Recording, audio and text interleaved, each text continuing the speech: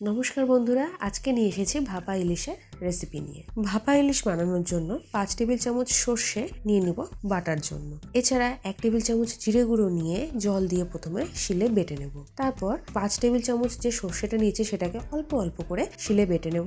লঙ্কা বেটে নেব। একটা পাত্রে 4 টুকরো ইলিশ মাছ নিয়ে সেটাকে ভালো করে ধুয়ে নিয়েছি। এবার এর মধ্যে অল্প লবণ হলুদ দিয়ে মাখিয়ে নেব। বাটা মশলাটাও ইলিশ মাছগুলোর উপরে দিয়ে মাখিয়ে নেব। 5 টেবিল চামচ সর্ষের তেল দিয়ে মাখিয়ে নেব। একটা টিফিন বাটি নিয়ে তার মধ্যে কলা পাতা দিয়ে দেবো। এবার এর মধ্যে মাখিয়ে রাখা মাছগুলোকে এবং তার গ্রেভিটাকে পুরোটা দিয়ে পাতার মুখ ঢেকে টিফিন বাটিটাকে ঢেকে দেবো। কড়াই বসিয়ে বেশ কিছুটা জল দিয়ে জলটাকে ফুটিয়ে নেব। তার মধ্যে টিফিন বাটিটা বসিয়ে দিয়ে থালা ঢাকা দিয়ে ফুটিয়ে নেব লো ফ্লেমে 15 মিনিট। 15 থেকে 20 মিনিট পর গ্যাস বন্ধ করে ঢাকা খুলে টিফিন বাটিটিকে ঠান্ডা করার জন্য সরিয়ে নেব। টিফিন বাটিটি ঠান্ডা হলে পাত্রটি খুলে সার্ভ করলেই দেখা যাবে রেডি হয়ে গেছে টেস্টি ভাপা ইলিশ।